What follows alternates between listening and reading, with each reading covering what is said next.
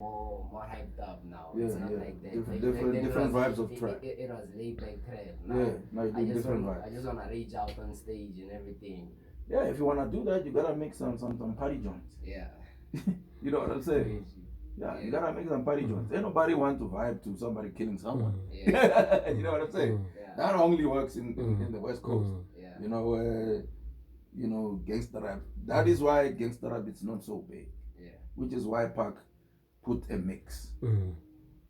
He's like, you know what, I'm gonna talk about this life in the West Coast, you know, and all the gangster, but I'm also gonna talk about life in general, the experiences of everyone.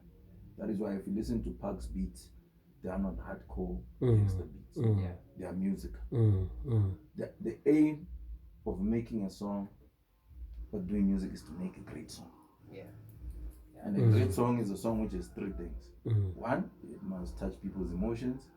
Two, it must be relatable to them. Yeah. Three, it must move them, physically or mentally.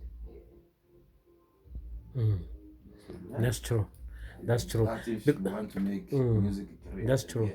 Then you can do it that way. But if you're just doing it for fun, you can just play around. That's true. I think it's actually very serious, but I think maybe it's a little bit shy when he says here. He is very serious because I ask him every time, like, you want to be professional? And he said he wants to be professional. Get professional beat makers. So he wants to be professional. The beat makers. A lot of producers I know, even internationally, who make beats. They don't really make hits. Because they spend so much time making beats that they don't have time to actually put in work on their lyrics and content. Yeah, well? Yeah. So yes, you can make beats on your spare time when you've got extra time, yeah. But for now, you need to put an ear on someone who's making dope trap beats, and while you're selecting and you're learning from them. That's true. That's true. Yeah, because being a jack of all trades is all well and good, but you know what they say, if you're a jack of all trades, the chances are a master of none. Yeah. So rather master one thing and win with it than be a jack of everything and lose. That's true. Because also again, like, I mean, for me personally, something that I think it was so sad for him, like, I think that the thing we're facing, his music, I also look, I'm like in your music, you know, old music, Tupac, you know, NWA, Tzafenda, all this music, that's the kind of music that I love, you know. Yeah. But I also pay attention to hey, the young man is here. Young blood. No longer so young anymore. The last time I saw him was this. How you doing?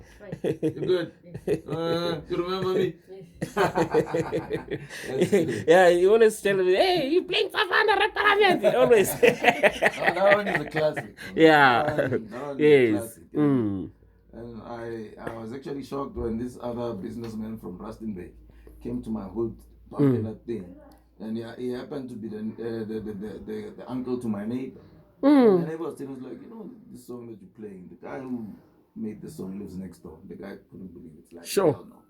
Yeah, this is nice. This can't be. Yeah. It's like, yeah, you understand this is a classic.